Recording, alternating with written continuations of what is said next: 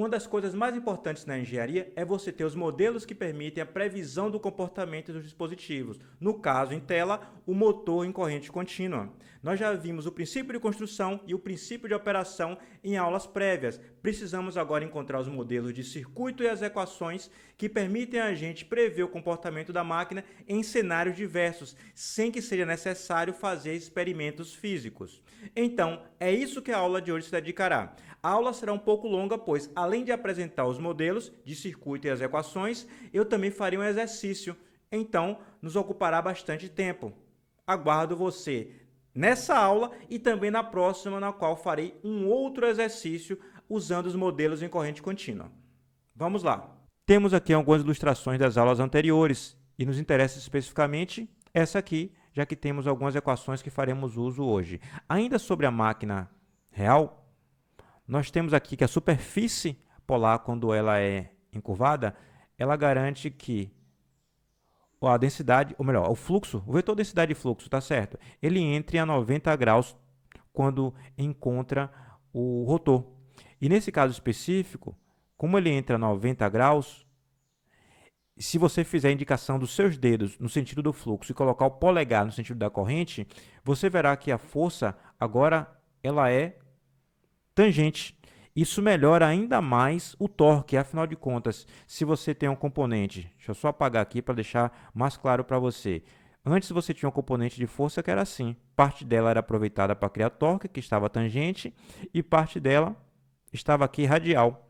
Não era aproveitada para nada essa segunda componente aqui. Agora, com a densidade de fluxo entrando a 90 graus, nós temos força apenas tangencial, o que melhora ainda mais o torque. Então, eu vou fazer o seguinte, eu vou multiplicar essa equação, que nós encontramos na aula anterior, por R. B é a densidade de fluxo criado pelo enrolamento de campo ou pelos ímãs, I é a corrente da armadura e L é o comprimento do fio da armadura, como vimos na aula anterior. R vezes F é o próprio torque. A densidade de fluxo eu posso trocar por outra variável. Densidade é o quê? É fluxo sobre área. Faço a troca. Aqui eu tenho uma corrente de armadura que eu vou dar só outro nome. Vamos olhar, usar outro símbolo. Eu vou chamar de IA. E chamei maiúsculo por um motivo. A gente sabe que essa corrente é em regime permanente constante. Então, eu uso o símbolo da letra maiúscula, já que em regime permanente, uma corrente contínua, a gente tem o hábito de usar o símbolo em maiúsculo. L é o comprimento, mantenho aqui, vezes R. Isso aqui ó, é um R, viu? Vezes R. O R que eu multipliquei antes e depois. Beleza, vou só reorganizar. Torque vai ser igual a L vezes R sobre A, que multiplica fluxo vezes IA. O fluxo é criado pelo enrolamento de campo, que em inglês é field. Então, habitualmente, a gente usa a letra F para indicar o fluxo de campo. O IA está aqui porque o I é de armadura, do enrolamento de armadura. Aqui, então, eu tenho uma equação de torque, que é criado no rotor. E eu tenho aqui um conjunto de parâmetros que, na verdade, são parâmetros construtivos, comprimento, raio e área. Existem mais parâmetros construtivos na jogada, afinal de contas, uma bobina não é feita de um único espira, né? Aqui tem uma espira, isso aqui não é um mundo real. Óbvio que você não vai construir uma máquina com ranhura grande dessa forma e colocar um fio tão grosso que é uma fortuna, um fio de bitola tão grande. Geralmente o que você faz é ranhura e coloca fios de pequena bitola e constrói, obviamente, com várias espiras. Uma bobina tem várias espiras. Então, na verdade, eu tenho que multiplicar isso aqui por um valor que é N a quantidade de fios que eu tenho aqui enrolado na minha espira, na minha bobina, desculpe, a quantidade de espiras que eu tenho. Como se não bastasse, a máquina não obrigatoriamente tem só um polo, ela pode ter não obrigatoriamente tem só dois polos, ela pode ter mais polos, por exemplo, 4 polos. Então, eu tenho o torque multiplicado por 2, quando eu troco de 2 para 4 polos. Esses parâmetros todos são parâmetros físicos. Então, esses parâmetros físicos todos, esses aqui, L vezes R sobre A, mais a quantidade de fios que eu tenho na própria bobina, mais a quantidade de polos, ou vezes a quantidade de polos melhor, eu vou jogar tudo isso aí numa constante que eu vou chamar de KA. Vamos dar esse nome para essa variável. Esse torque criado, a gente chama ele de torque eletromagnético. Vou chamar de EM, torque eletromagnético. É o torque que a máquina consegue criar efetivamente. Não é ainda o que está disponível para carga. Vamos, então, seguir adiante aqui. Ó. Nossa equação, portanto, se torna torque eletromagnético é igual a K, parâmetros físicos da máquina construída, vezes o fluxo de campo, vezes a corrente de armadura. Vou dar destaque aqui a essa equação. Vou pensar agora na equação de tensão induzida. A tensão induzida aqui, ó, nos fios da armadura também. Aqui eu posso tratar de forma similar. Olha só o que eu vou fazer. Em primeiro lugar, eu sei que a tensão induzida em regime permanente vai ser constante. Como é a tensão na armadura que eu estou atrás, então eu vou chamar de EA, a tensão induzida nesses fios da armadura que estão girando. E eu posso dizer que é constante porque eu estou tratando dela fora do comutador. Estou tratando dela aqui fora do comutador. A gente já bem viu que dentro é alternada, mas o comutador está aqui para torná-la constante. Então, eu venho aqui e deixo o meu EA. Quem é o B? O B vai ser fluxo sobre área. Já vou dar o nome que eu dei antes, φF, fluxo de campo, né? Do enrolamento de campo. Quem é V, que é a velocidade linear? A velocidade linear é igual à velocidade angular vezes o raio. Sendo que a velocidade angular, eu vou chamar aqui ó, de RM, ômega RM. Por quê? Porque a gente usa o ômega geralmente para frequência elétrica, para se não confundir com frequência elétrica, inclusive porque essa tensão é contínua, eu vou chamar de ômega RM. Isso aqui é um M. Deixa eu colocar esse M melhor. R, 1, 2, 3, M, RM. Beleza. E aqui eu tenho o comprimento. Posso fazer a mesma coisa que eu fiz antes. Organizar ó, desse mesmo jeito. Então, eu vou ter que EA vai ser igual a, só para ver aqui, ó, L vezes R sobre A. L vezes R sobre A. E aqui eu tenho φF vezes ômega RM, que é a velocidade angular desse motor. Opa, não preciso dar destaque ainda não, porque eu quero pegar isso aqui e chamar de KA, da mesma forma que eu fiz antes. Isso aqui são só parâmetros da própria máquina. E lembrando que tem a quantidade de polos para aumentar a tensão induzida, tem também a quantidade de fios da própria bobina e assim vai. Então, vou dar destaque aqui, ó, EA vai ser igual a KA φF ômega RM. Pronto. Agora sim, posso dar destaque. Já tenho duas equações de nosso interesse para desenvolver nosso modelo. Ainda seguindo a questão do modelo, nós precisamos fazer com que a gente tenha um modelo que seja desenhável. A palavra acho que é essa mesmo, né? Passível de ser desenhado. Desenhável. Então, para ser desenhado, eu posso pensar o seguinte, essa tensão induzida, que é um parâmetro elétrico, ela pode ser representada por uma fonte. Venho aqui e represento ela por uma fonte. Como é que a gente representa a fonte? Dessa forma aqui, ó. Isso é uma fonte. Só que internamente a corrente é contínua. Ela só é, internamente ela é alternada, ela só é contínua fora quando sai das escovas. Então a gente representa essa fonte desse jeito. Aqui eu tenho mais, menos, EA. É a tensão induzida. E a gente sabe que isso é fio. Se é fio, tem queda de tensão. A queda de tensão, obviamente, existe por causa de uma resistência. A gente não representa a resistência dentro da armadura, a gente representa fora para facilitar a nossa vida. Em vez de representar a resistência aqui dentro desse fio, a gente pega ela e coloca aqui fora. Não faz diferença nenhuma a gente colocar aqui fora, inclusive porque ela, apesar de estar aqui fora, representa a resistência dessa bobina que está aqui dentro. Vou colocar lá fora para facilitar o meu modelo, já que é uma queda de tensão. Venho e faço isso aqui. Pronto. O que eu tenho agora é a minha tensão terminal que eu aplico aqui. eu vou chamar de VA. A corrente que circula é a corrente da própria armadura, que aqui fora ela é contínua, mas como a gente já bem viu, a gente inverte o fio 1, ora ela está entrando, ora ela está saindo, já que o fio 1 gira, né? Uma hora o fio 1 está do lado esquerdo, outra hora o fio 1 está do lado direito, trocando o seu sentido. Eu tenho aqui o meu modelo. Posso seguir adiante para fazer ele ficar ainda mais didático. O que é que eu posso fazer? Indicar aqui na armadura um eixo. Aí ele fica ainda mais didático. Se eu fizer esse eixo, aqui é a velocidade ômega Rm que a gente encontrou, e aqui eu tenho a carga. Nesse caso, a carga é mecânica, já que isso é motor, como indica aqui a corrente entrando nessa máquina. Tenho aqui, portanto, o modelo da minha máquina de corrente contínua. Mas eu vou além. Usando o modelo, que eu preciso só ter em mente o próprio circuito, eu posso encontrar, por exemplo, outra equação. Posso vir aqui e fazer, usando a lei de Kirchhoff das malhas, encontro que... escrever com a letra um pouco melhor, né? Vocês merecem, né?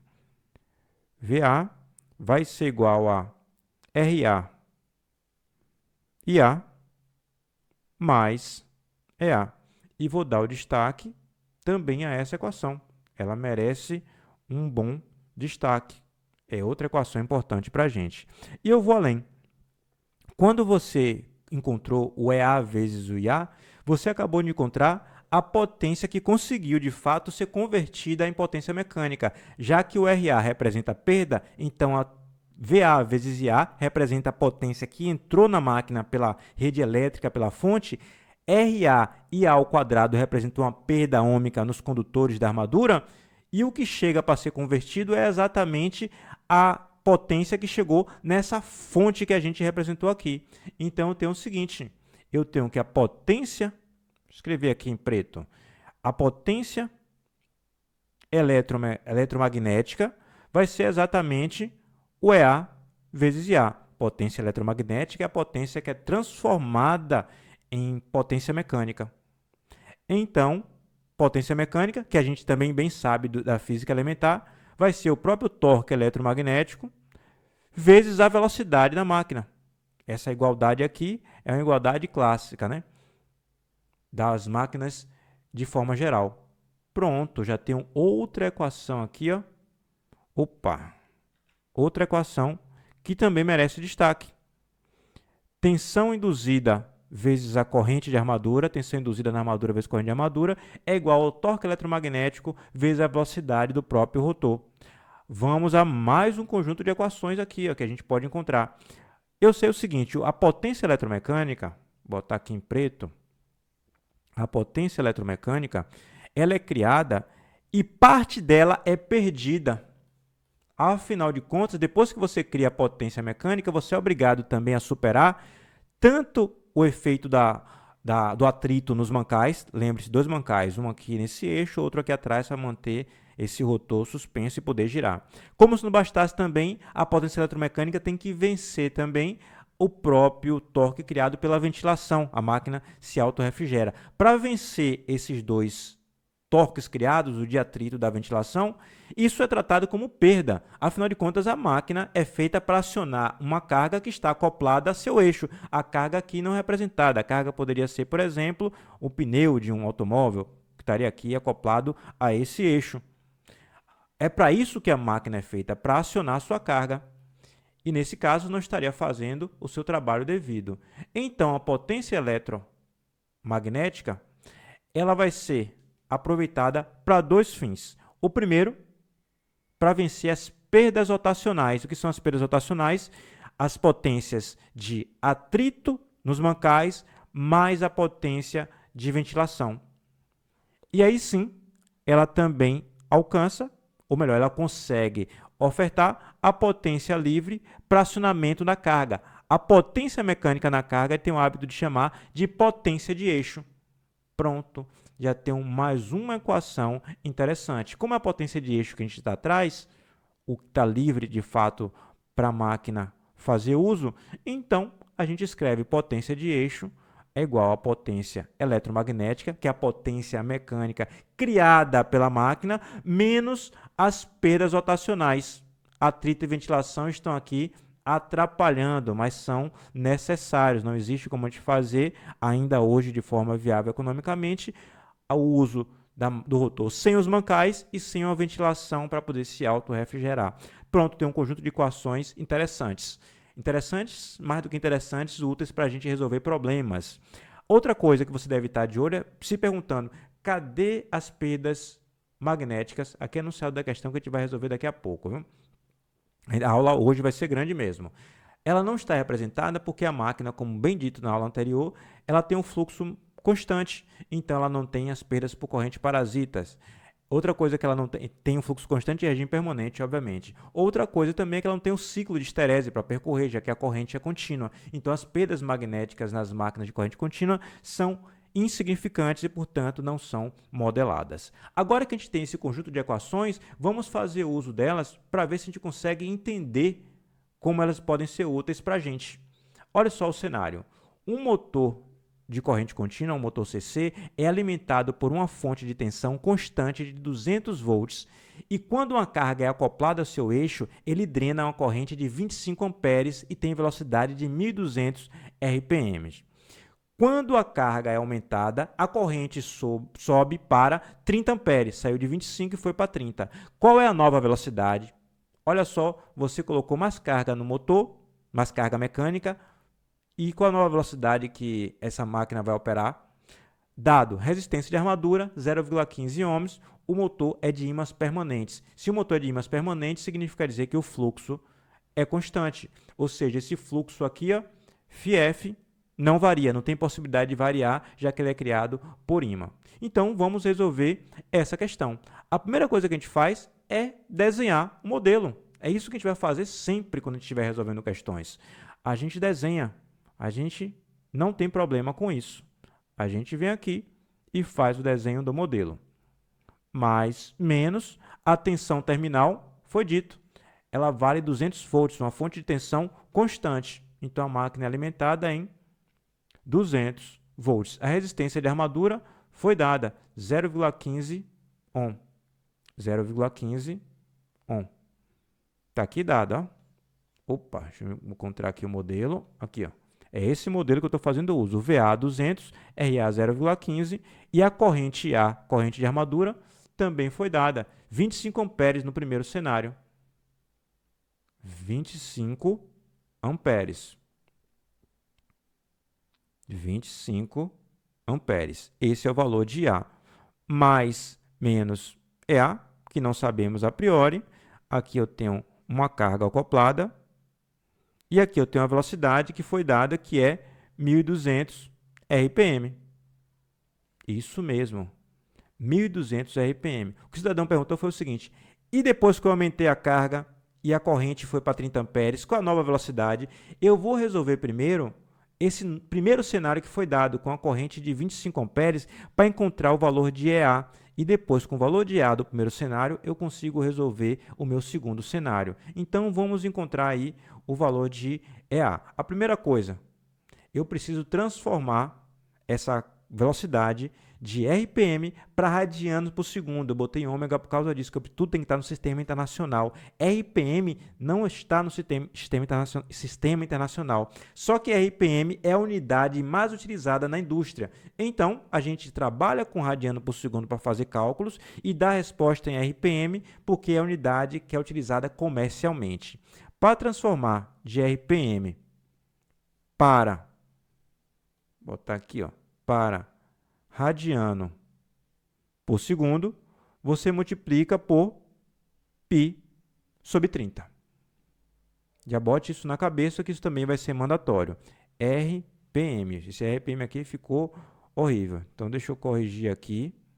Você multiplica por π sobre 30. O contrário, obviamente, você divide por π sobre 30 ou multiplica por 30 sobre π.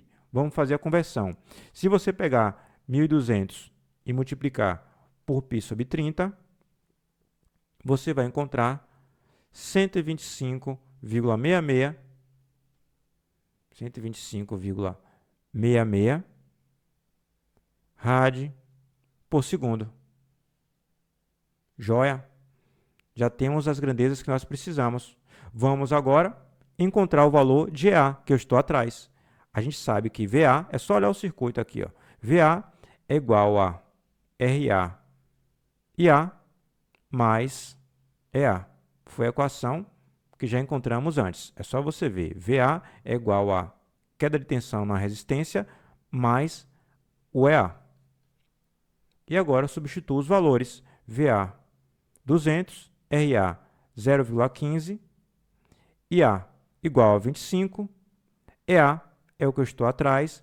Você faz essa conta e encontra o EA igual a 196,25 volts. Quero que você bote na sua cabeça um dado importante. Na operação motor, olha o que eu estou dizendo, na operação motor, o EA vai ser sempre menor do que o VA. Ok? Tem que botar isso em mente. Na operação gerador vai ser o contrário e você perceberá no futuro. Joia. Agora eu posso fazer o seguinte. EA é igual a KA φF ômega RM. A equação que encontramos antes para EA. Olha como ela é útil. Aqui, ó. Foi ela que encontramos antes. Opa. Vamos usá-la agora. O que é que eu vou fazer? Eu vou isolar o KA φF e colocar aqui, ó, EA sobre ômega RM. Quanto vale o EA? Acabamos de encontrar 196,25 volts sobre ômega RM, que é a velocidade que o motor está girando em radiano por segundo, 125,66. 125,66. Isso dá igual a 1,5617. Isso aqui é um 5, melhorar. Isso aqui é um 5, pronto. Unidade volts vezes segundo sobre radiano. A unidade eu sei porque eu vejo aqui. Aqui é volt e aqui é radiano por segundo. Por isso que eu vi a unidade. Beleza, isso é o que eu consigo do cenário 1. O cenário 1 é quando o motor opera com 25 amperes e 1.200 RPM. E agora que eu aumentei a carga mecânica e a corrente, obviamente, aumentou. Afinal de contas, se a potência mecânica exigida aumentou, então a potência de entrada, a potência elétrica, tem que aumentar também. A corrente foi para 30 amperes com a mesma tensão de 200 volts. O que é que eu faço? Redesenho o meu sistema. Venho aqui e vou redesenhar. Vou fazer agora de outra cor, afinal de contas é o novo cenário, é o cenário 2. Venho aqui e redesenho o meu sistema. No caso, a máquina de corrente contínua é o meu sistema, né? A fonte de tensão é a mesma, 200 volts. Aqui é um parâmetro, uma resistência, 15 ohms, mais menos uma tensão, que eu não sei qual é. Afinal de contas, o EA depende da velocidade, e a velocidade se alterou. E aqui eu tenho a carga. Só que essa carga mecânica já é diferente da primeira. É uma carga mecânica maior. E o reflexo da carga mecânica maior foi uma corrente de armadura maior, 30 amperes agora. O que é perguntado é exatamente essa nova velocidade. É isso que a gente está atrás. Pronto. Já sei como encontrar. Eu, em primeiro lugar, vou atrás de EA, e com EA eu consigo encontrar o ômega RM. Vou atrás do novo EA. Como é que eu acho o novo EA? Através desse modelo aqui de circuito. Aqui, ó, eu sei que 200 é igual a 30 vezes 0,15 mais EA. É só aplicar a lei de Kirchhoff das tensões. O EA vai ser 200 menos essa multiplicação, que vai dar 195,5 volts. A tensão interna, a tensão induzida interna diminuiu, o que significa dizer que a velocidade provavelmente diminuiu também. Aí tem aqui outra equação que nos ajuda bastante. EA é igual a KA φF ômega RM.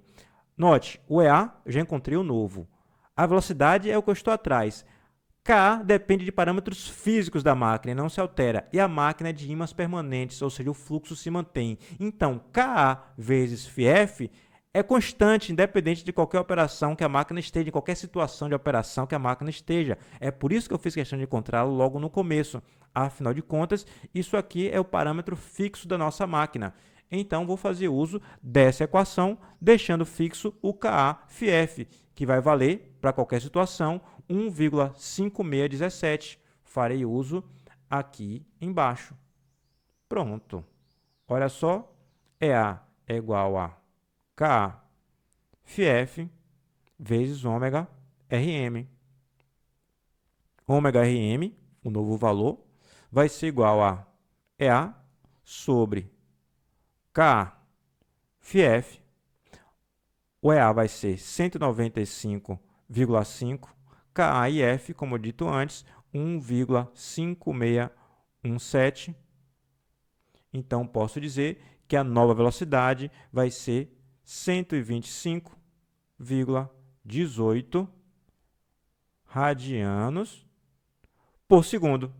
Joia, a gente não dá o resultado em radiano por segundo, então a gente vai ter de multiplicar por 30 sobre π para encontrar o valor em rotações por minuto. Quando você fizer essa operação, vai encontrar 1.195,4 RPM. Pronto, chegamos à nossa resposta. A máquina tinha uma certa carga, operava a 1.200 RPM, a carga foi aumentada, a carga mecânica, a corrente foi para 30 amperes e a velocidade caiu. A velocidade ficou um pouco menor. Em vez de 1.200 RPM, ela foi para um valor de... Opa, cadê? 1.195,4. Ou seja, a velocidade caiu até bem pouco menos de 5 RPM. Ou 5 RPM, ou seja, a máquina é uma máquina cuja velocidade, essa especificamente, tem uma velocidade bem próxima da constante, mesmo com um aumento razoável de carga. A gente não sabe, porque a gente não sabe, na verdade, os dados nominais, mas deu para ver que é aumento de 20% na potência elétrica de entrada e só 5 RPM como reflexo de diminuição de velocidade. Na aula que vem, continuaremos um novo exercício sobre motor de corrente contínua. Até breve!